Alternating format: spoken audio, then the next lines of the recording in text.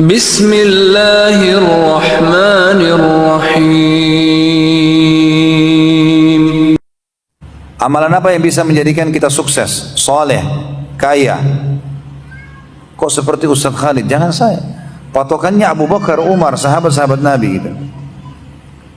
Kalau saya pribadi punya kiat teman-teman sekalian, saya coba apa yang saya sampaikan sebenarnya tadi poin-poin itu, saya sudah coba praktikin dan saya melihat hasilnya, bukan tidak gitu. Coba istiqomah dalam keseharian gitu. Komitmen azan sudah harus di masjid itu tidak boleh luput, dan di saf pertama harus semua sholat qabliyah ba'diyah udah nggak boleh luput, harus dikerjakan on time. Puasa sunnah, ya, sholat malam, apa saja ibadah-ibadah kerjakan dan harus dipaksakan. Paksakan komitmen jalan. Dan saya merasa memang semuanya dimudahkan oleh Allah SWT. Tidak ada sesuatu yang tidak dimudahkan. Semua alhamdulillah bisa kita dapatkan. Saya coba mengejar titel pendidikan, Allah mudahkan. Saya coba berumah tangga, alhamdulillah Allah mudahkan. Pengen keturunan, Allah berikan sekian banyak, ya. Kemudian pada saat mau buka usaha, Allah mudahkan. Saya mau buka restoran tuh hari, ada orang-orang yang datang bergabung. Kemudian saya buka toko, buka ini, buka itu, segala macam. Allah SWT mudahkan. Saya tidak merasakan ada masalah. Dan saya melihat sederhana sekali teorinya.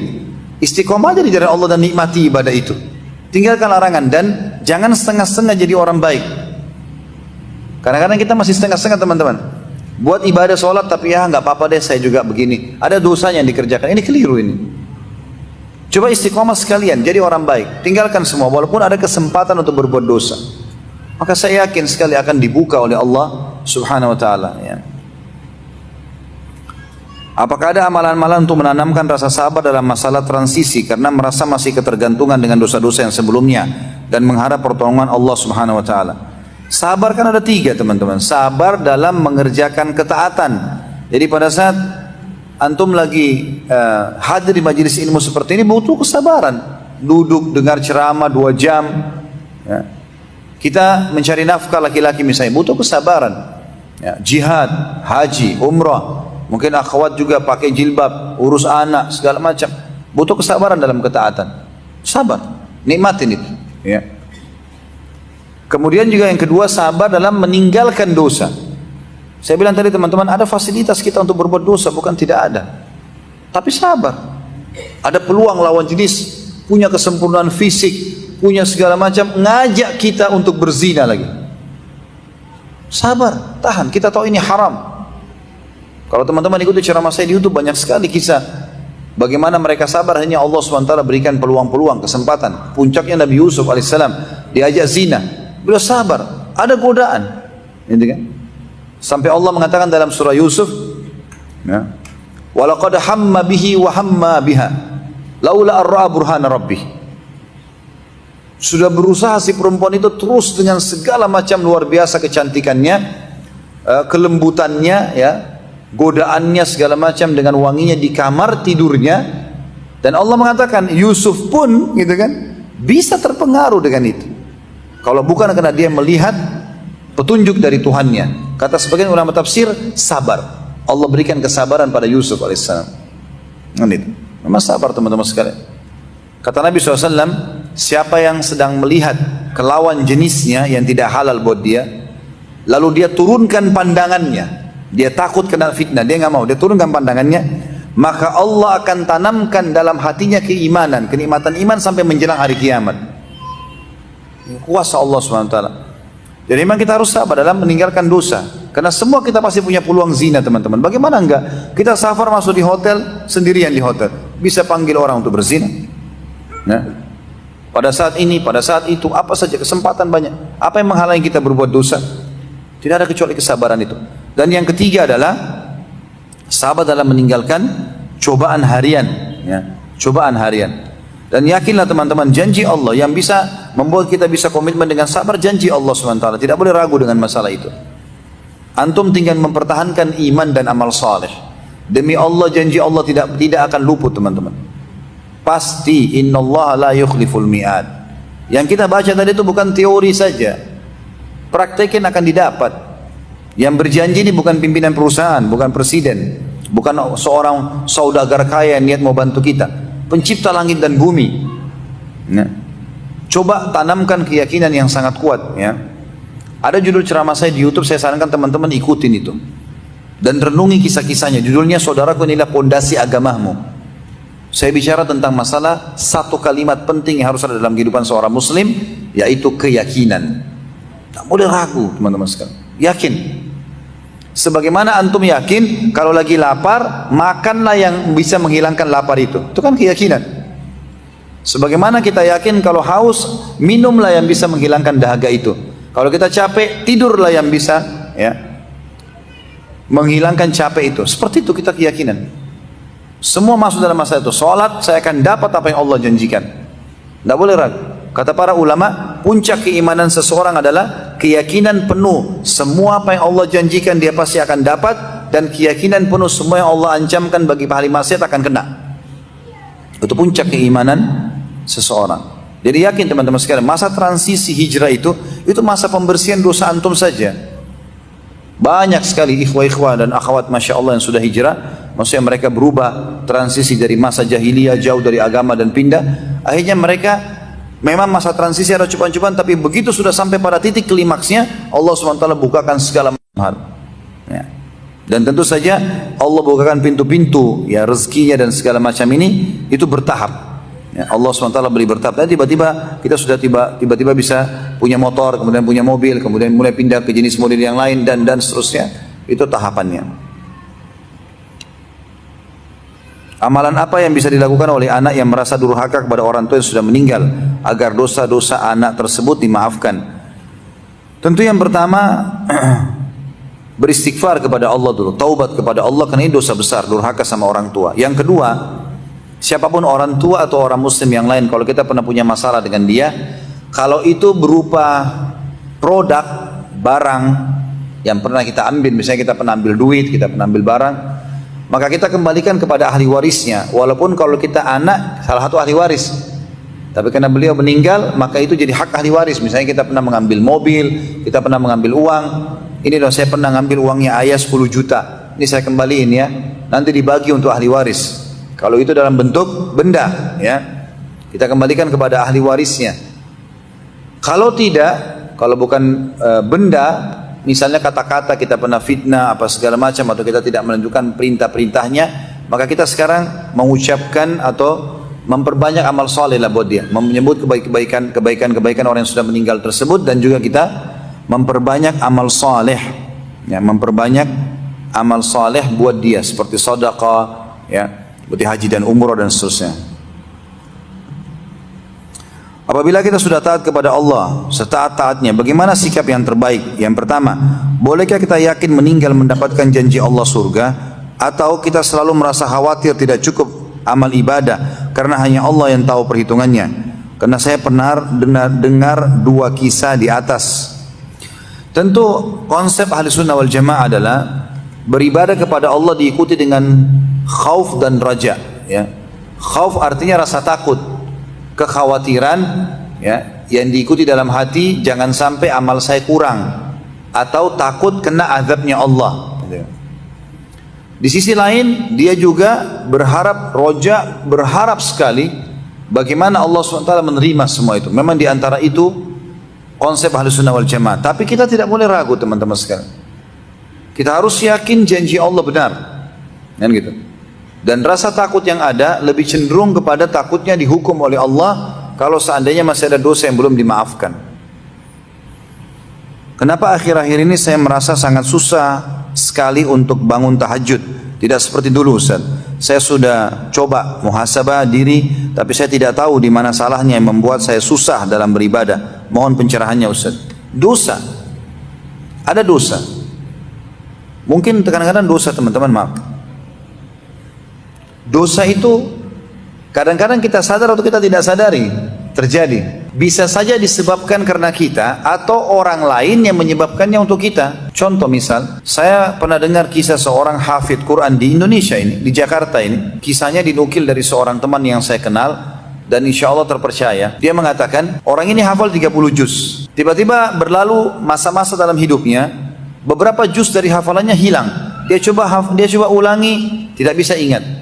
Makin lama makin banyak hafalan yang hilang gitu. Dia muhasabah, nggak ada pelanggaran. Aktivitas dia sehari-hari sama saja. Dia merasa tidak melakukan itu. Dia tanya istrinya. Istrinya juga bilang tidak ada, sama saja perbuatan yang salah. Saya buat dari pagi ini, siang, sore, dan seterusnya. Nggak ada pelanggaran. Anak-anaknya ditanya, nggak ada masalah. Ini kisah nyata yang terjadi. Kemudian dia bilang, dia sampai bermuhasabah teman-teman sekalian setelah perbuatan-perbuatan dia sekeluarga tidak ada yang masalah. Dia bermuhasabah ke bumbu masakan rumahnya. Sampai ke situ. Dia muhasabah semuanya. Alat-alat di rumah ada nggak dari sumber yang haram. Terakhir dia temukan teman-teman, dia bilang ada bumbu masakan. Dia tanya istrinya, ada nggak yang tidak sengaja? Setelah minta sama Allah petunjuk apa masalahnya, dia bilang ada nggak bumbu masakan yang kau ubah selama ini, yang pernah dipakai kemudian sekarang sudah diubah? Dia bilang memang sekitar seminggu yang lalu saya mengubah bumbu masakan ini ke ini. Disebutkan merek tertentu gitu kan. Ya kemungkinan tidak ada halalnya. Maka dia bilang coba sekarang tinggalkan bumbu masakan itu, kembali kepada bumbu masakan yang lama, yang udah jelas kehalalannya. Dia bilang kejadian nyata subhanallah, begitu dia istrinya ubah bumbu masakan itu, hafalannya kembali semua. Jadi kadang-kadang mungkin tidak harus dari kita, mungkin dari orang lain, mungkin kita ditraktir oleh teman tapi sumber uangnya haram, bisa saja.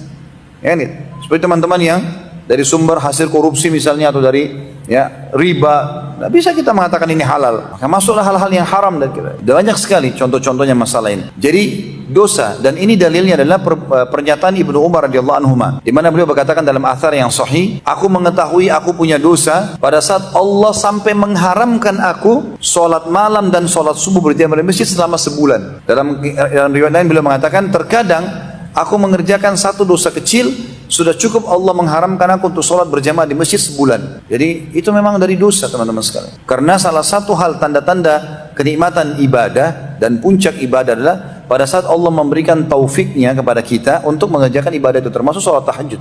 Itu bisa jadi tolak ukur. Tahajud, sholat subuh on time, semua itu termasuk. Ya. Jadi coba istighfar kepada Allah SWT tetap, dan jangan mentazkiyah diri sendiri. Jangan sampai kita merasa diri kita sudah hebat, kita mengatakan astagfirullah wa atubu ilaih, ya Allah. Termasuk doa kita yang saya sarankan saja, kalau saya biasa ucapkan, saya mengatakan ya Allah, aku beristighfar kepadamu dari setiap kesalahan yang disebabkan karena ucapan lidahku atau perbuatanku, baik itu pada diriku sendiri, keluargaku ataupun hartaku. Kadang-kadang subhanallah kita tidak tahu. Ya mungkin kita mengucapkan kalimat buruk. Seperti misalnya ulama memberikan contoh, tidak bolehnya kita selalu mengucapkan kalimat buruk yang bisa jadi doa. Orang lihat dirinya di kaca misalnya, lalu dia mengatakan, kok saya jelek sekali ya. Ini dia tidak sadar sebenarnya bisa jadi doa buat dia. Atau dia bercanda sama istri atau suaminya, dia mengatakan, saya menyesal nikah sama kamu, mestinya saya nikah sama si fulan dulu. Maka bisa jadi doa, dan itu bisa jadi masalah buat dia. Mungkin dalam rumah tangganya akan ada penyesalan-penyesalan. Maka kita mengatakan, ya Allah, aku beristighfar kepadamu dari semua dosa yang disebabkan dari ucapan lidahku atau perbuatanku, baik untuk diriku, keluargaku ataupun hartaku. Mudah-mudahan Allah SWT berikan jalan keluar. Allah murka dengan apa yang telah dilakukan oleh orang-orang musyrikin zaman dulu. Bukankah takdir sudah tercatat di Lauhul Mahfuz 50.000 tahun sebelum bumi dan langit diciptakan? Kenapa Allah murka dengan hal yang sudah ditakdirkan atau diketahui olehnya? Itu kuasa Allah SWT yang pertama teman-teman. Kita kalau masuk ke dalam bab takdir, ini bab rukun iman. Iman itu dasarnya adalah menerima dan patuh. Dasarnya itu, ya, itu dulu poinnya. Masalah kasus Allah murka dan Allah sudah tentukan, karena memang Allah Subhanahu wa taala menentukan kebaikan dan keburukan, amal soleh dan dosa, gitu kan? Dan Allah janjikan amal soleh dengan kebahagiaan dan sebagaimana poin tadi sudah kita sebutkan, dan puncaknya surga. Dan Allah ancamkan perbuatan dosa dengan kemurkahannya. Jadi wajar orang kalau beramal soleh dapat apa yang Allah janjikan, kalau orang melanggar Allah dapat murkahnya Allah. Memang sudah takdirnya Allah Subhanahu wa taala, keputusan sang pencipta Allah. Saya sedang menjalankan proses berhijrah dan terdapat masalah dalam hawa nafsu. Saya sudah mengajukan untuk segera menikah, tapi orang tua ingin dibahagiakan terlebih dahulu. Bagaimanakah sikap saya agar bisa menjalani sesuatu sesuai dengan syariat?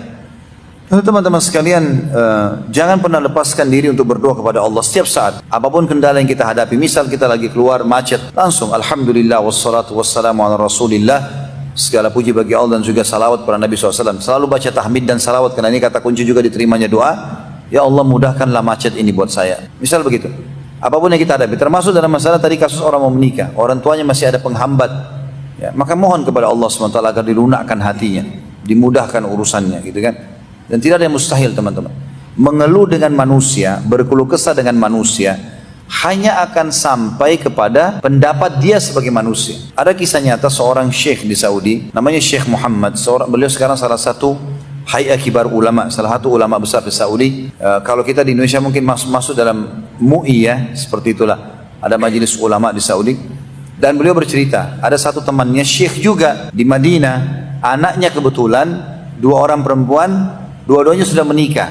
Tapi temannya ini, jadi Syekh Muhammad menceritakan temannya ini punya anak 2 perempuan yang dua-duanya sudah menikah. Anak pertama menikah dan bahagia, anak kedua ini sedikit punya masalah. Masalahnya adalah waktu dilamar sama seorang laki-laki yang berwibawa, orang yang terkenal di sukunya, orang kaya raya, dan secara kelihatannya orangnya baik gitu. Maka diterima lamarannya. Kebetulan anaknya syekh ini yang dari Madinah, dari 2 orang ini yang paling soleha yang kedua ini, baik sekali. Dan dikagetkan syekh ini yang di Madinah ini, temannya Syekh Muhammad, waktu anaknya berkeluh kesah, anaknya mengatakan, ayah saya tidak menyangka kalau Allah mendatangkan cobaan ini kepada saya. Kata dia, kenapa? Bilang, Allah memberikan saya suami yang luar biasa ini, kasarnya luar biasa. Tidak pernah lewat 2 hari dari kehidupan kami kecuali pasti mukul. Dan mukulnya itu sangat menyakitkan. Saya karena keimanan kepada Allah maka saya pertahankan rumah tangga ini. Dan untuk menjaga nama baik anda gitu. Baik, kata ayahnya si perempuan, saya coba nasihati. Dinasihatilah, anak mantunya tidak mengerti juga. Maka kata Syekh Muhammad, dia datang kepada saya lalu berkata, akhi, saudaraku, saya sudah malu sama anda karena sering berkeluh kesah. Kata Syekh Muhammad, apa-apa, sampaikan aja, kenapa? Kata dia, ada masalah begini dan begitu. Kata Syekh Muhammad, kalau anda mau dengar dari saya, maka saya manusia seperti anda juga. Paling apa yang saya sampaikan dari anda sudah tahu. Tapi saya kasih saran satu, mau nggak? Saya yakin dikasih jalan keluar. Kata dia, tentu saja. Kata Syekh Muhammad, kenapa anda tidak mengeluh kepada Tuhan anda Allah? Ini kan di Mekah ada rumahnya nih. Madinah Mekah kan dekat sekali. Pergi umrah, khusus niatkan untuk terpecahkan masalah itu. Kata temannya, saya tidak pernah berpikir, tapi saya coba lakukan. Waktu itu kebetulan hari Rabu. Hari Kamis besoknya, tepatnya malam Jumat ya, hari Kamis, dia membeli tiket pesawat dari Madinah ke Jeddah jam 3 subuh. Dapat pesawat itu, dia berangkat dengan niat mau umrah. Masuk ke Mekah segala macam, sampai di hotel, dan sebelum dia berangkat dia titip pesan sama kedua anak perempuannya ini. Saya sama ibumu mau pergi umrah di hotel ini nomor hotelnya. Tiba di Mekah juga begitu, masuk di kamar hotel, dia bilang ini nomor tolong titip pesan, ini nomor kamar saya, kalau ada yang telepon, siapapun bilang saya akan telepon balik. Ini cerita kata Syekh Muhammad sebelum ada handphone, sudah lama gitu, sudah dulu 20 tahun yang lalu. Dia bilang, saya pun, kata orang ini yang menceritakan ayat si perempuan, saya bilang saya masuk ke Masjid Haram, kemudian saya sholat, saya tawaf, saya sholat di belakang makam Ibrahim, sa'i, rukun umrah, sampai tiba tahallul. Pas selesai tahallul, subhanallah, azan subuh dia bilang. Kemudian saya sholat subuh, habis sholat subuh dia bilang, hati saya terbuka, terlapangkan untuk duduk sampai syuruk. Saya duduk sampai syuruk sama istri saya, walaupun sangat mengantuk karena dari jam 2 malam mulai dari rumah. Dia bilang, saya pulang ke kamar hotel. Begitu saya tiba, resepsinya langsung bilang, bukankah anda Syekh Fulan? Kata dia, iya. Ada satu perempuan dari tadi telepon kami nih, dari Madinah. Telepon terus, nggak berhenti. Dan minta anda telepon balik. Dia bilang, khair insya Allah. Mungkin dari anaknya, salah satu anaknya dia bilang. Dia bilang, saya telepon balik. Saya telepon pertama ke anak saya yang pertama, yang perempuan, yang bahagia ini. Setelah salam, nak, apa kau telepon ayah? Enggak, tak telepon.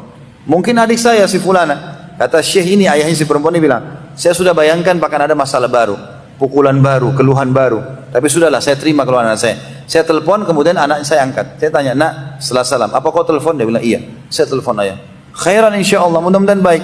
Dia bilang, ayah, demi Allah, saya seperti orang mimpi sekarang. Tadi malam suami saya pukul saya dan marah-marah, gitu kan? Dan dia tidur di kamar sebelah. Kurang lebih 1 jam atau 2 jam yang lalu dari sekarang, suami saya masuk ke kamar, nangis-nangis dan sampai sekarang masih nangis di depan saya ini, meminta-minta maaf kepada saya dan berjanji akan memperbaiki keadaan rumah tangga ke depan. Orang kalau berkeluh kesah sama Tuhannya, teman-teman, Allah Maha mendengar, Maha melihat, tidak melalui perantara, tinggal antara kita sama Sang Pencipta Allah. Cuman kadang-kadang kitanya tidak diikuti dengan satu poin penting, keyakinan. Yakin teman-teman sekalian. Antum kalau lagi, misal seseorang punya anak, anaknya sakit, dan dia butuh pinjam uang dari seseorang, atau antum lagi punya hajat penting mau pinjam uang sama seseorang, kira-kira bagaimana cara antum membahasakan ke orang itu? Pasti kita akan konsentrasi, betul-betul tunjukkan kesedihan, kalau perlu anak kita bawa agar orang ini mengatakan iya saya bantu. Itu namanya orang yang khusyuk, yakin. Dia coba menunjukkan keyakinan supaya orang ini bisa menerimanya. Jadi orang itu merasakan responnya. Kita harus yakin teman-teman sekalian. Kata Nabi SAW, Udu'u rabbakum mukinu bil ijabah, fa inna Allah la yaqbalu du'a min qalbil ghafil. Berdoalah kalian kepada Tuhan kalian dengan penuh keyakinan akan diterima, Dan sesungguhnya ketahuilah Allah tidak akan terima doa dari hati yang lalai. Bagaimana kalau kita, sudah 12 ya. Bagaimana jika kita dijatuhkan pada dua pilihan calon istri? Pertama yang bekerja profesi dokter, yang kedua tidak bekerja sebagai ibu rumah tangga saja. Saya ikhwan mohon jawabannya. Jangan saya ditanya ini, kecuali saya mau nikah. Antum tinggal istikharah saja. Istikharah kepada Allah SWT, sholat 2 rakaat, minta petunjuk kepada Allah SWT mana yang terbaik, ya, mana yang terbaik. Gitu. Dan ini tentu secara hukum agama seperti itu. Tapi kalau ditanya kepada saya pribadi, maka saya lebih memilih ibu rumah tangga. Kalau saya pribadi, karena tentu wanita kita harapkan di rumah, ngurus anak, kan, bisa ngurus suami. Karena kalau sudah ada pekerjaan di luar, bukan tidak boleh dalam agama ya, tapi pasti akan tersita waktunya. Dan wanita subhanallah beda dengan laki-laki, mereka terdominasi dengan perasaan. Beda dengan laki-laki. Laki-laki sudah disiapkan. Kita ini semua di sini bapak-bapak ikhwas sekalian dipersiapkan oleh Allah kulitnya, akal fikirannya, semuanya, power dalam tubuhnya ini untuk menghadapi matahari, hujan, tagih utang, jihad, cari nafkah. Memang untuk itu. Perempuan tidak. Lembutnya kulitnya, lembutnya suaranya. Emang itu untuk merawat anak, merawat rumah. Memang itu. Makanya dibuat sunblock buat perempuan itu. Laki-laki nggak ada sunblocknya, gitu kan? Karena kulit laki-laki memang untuk matahari, nggak apa-apa. Perempuan yang pakai, kecuali laki-laki yang sudah mulai menyimpang, sudah mulai miring-miring, ya. Dia juga pakai sunblock mungkin. Ya. Laki-laki nggak butuh hand body, untuk apa pakai hand body? Keluar sana nggak ada masalah kulitnya. Perempuan tidak, banyak perawatannya. Karena memang dia kalau keluar dari rumahnya sebenarnya dia sedang keluar kepada wilayah yang bukan wilayahnya dia, gitu kan? Dan sangat bahagia. Saya yakin, subhanallah, saya berapa kali diskusi dengan beberapa ikhwah. Berbicara pada saat mereka sedang bertanya ataupun ada yang lebih dewasa daripada saya. Kadang-kadang dulu-dulu sebelum saya banyak terjun di dakwah, saya sering diskusi juga masalah rumah tangga. Sampai saya pernah sering memecahkan masalah rumah tangga orang sebelum saya sendiri menikah waktu itu. Karena banyaknya pengalaman yang sering saya berdiskusi dengan orang-orang yang sebelumnya. Dan saya temukan subhanallah kesimpulan terakhirnya, semua laki-laki ya, berharap istrinya tinggal di rumah. Kesimpulan terakhirnya. Walaupun istrinya S3, dia berharap nanti kalau dia makan dari masakan istrinya. Dia berharap nanti kalau dia di rumah, istrinya ada di rumah. Dan setiap perempuan yang sibuk dengan profesinya, apa yang terjadi? Maka yang urus suaminya pada saat pulang, pembantunya yang siapin makan. Ya, pakainya yang siapin pembantunya, bukan lagi istrinya. Hilang semua pahalanya nih. Sayang sekali. Gitu kan? Allah alam. Ini tentu cuman berbagi karena pertanyaan diberikan kepada saya. Kalau opsinya pertanyaan kepada saya pribadi, maka saya sampaikan itu. Kalau hukum agamanya istikharah kan kepada Allah SWT. Bisa saja seorang dokter itu lebih baik secara agama. Kita tidak tahu karena kita harus dahulukan agamanya. Tapi kalau dari sisi profesi, maka wanita di rumah itu jauh lebih baik. Luar biasa sebenarnya manfaatnya. Ana baru 2 tahun hijrah, alhamdulillah setiap hari ana selalu nonton kajian ilmu di YouTube. Cobaan yang ana alami sekarang, istri ana belum sepenuhnya hijrah. Sholat sering telat dan harus diingatkan. Kadang saya emosi, kadang saya merasa susah untuk bersatu. Ini minta nasihatnya Ustaz. Sabar akhi, sabar. Jadi kalau antum tadinya sebelum hijrah, sebelum mengikuti pengajian-pengajian agama, sebelum memperbaiki keadaan, ternyata keadaan antum sama, selevel dengan istri. Enggak sholat, ya, mungkin aurat juga masih terbuka sana sini, mungkin masih sama-sama ke karaoke dan diskotik. Kemudian antum sekarang hijrah, karena antum di kantor ada pengajian, dia di rumah, dia nggak ada pengajiannya. Sering terjadi ikhwah seperti ini, karena dia pada saat pulang pengajian dia nggak pernah cerita sama istrinya. Mestinya duduk, tadi saya di pengajian kantor tuh ada ini loh ceritanya, ini lagi duduk minum teh bersama, lagi santai, ceritain. Kita enggak, kita diam dan berharap istri ini berubah dengan sendirinya, nggak mungkin. Sebagaimana juga terjadi pada akhwat hadir di pengajian, nggak pernah cerita sama suaminya, tiba-tiba saja berubah. Gitu kan? Apalagi kadang-kadang tidak disadari, belum memahami tentang hikmah dalam berdakwah, buru-buru, gitu kan? Langsung merasa tidak cocok. Padahal sebenarnya darinya kita juga seperti dia kan? Semua orang yang belum hijrah teman-teman adalah target pasar kita. Orang kalau sudah berjenggot, untuk apa untuk bicara masalah jenggot dengan dia? Kalau dia sudah paham. Orang yang belum jenggot yang dipenjagaan pasaran. Orang kalau sudah sholat, setiap masuk masjid sholat terus. Nah, antum sampaikan masalah sholat juga. Dia udah tahu. Dia butuh sesuatu yang belum dia kerjakan. Cari orang yang belum sholat di luar sana.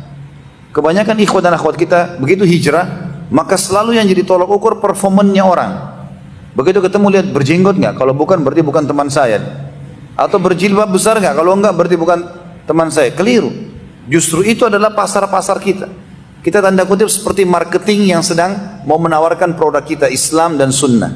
Jadi kan, bagaimana kita menjadikan mereka ini aset-aset amal jariah kita. Jangan dibenci teman-teman, rangkul mereka, senyum dengan mereka, bantu mereka. Berapa banyak orang dapat hidayah justru karena akhlak baginda Nabi SAW. Berapa banyak orang-orang ditawan dalam kancah peperangan dapat hidayah justru karena itu. Nabi SAW selalu mengatakan kepada para sahabat, kalau ada tawanan diikat di Masjid Nabawi setelah peperangan, ini tawanan perang loh ya. Kata Nabi SAW, berbuat baik pada mereka.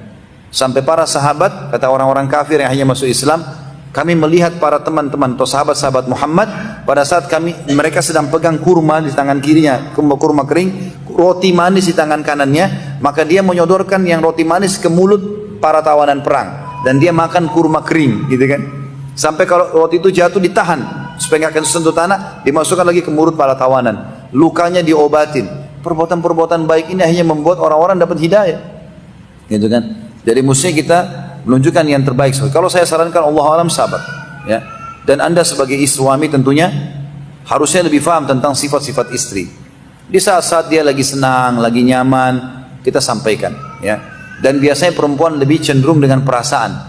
Jadi tunjukkan kalau kita tuh cinta dan sayang kepada dia, sentuh perasaannya, gitu kan. Kalau seandainya kamu tidak pakai jilbab, saya cemburu loh. Masa semua orang bisa lihat? Kan itu. Mestinya ditutup, ya. Dan kalau pakai jilbab kamu lebih cantik kok, dan seterusnya, gitu kan. Contoh misal, ya.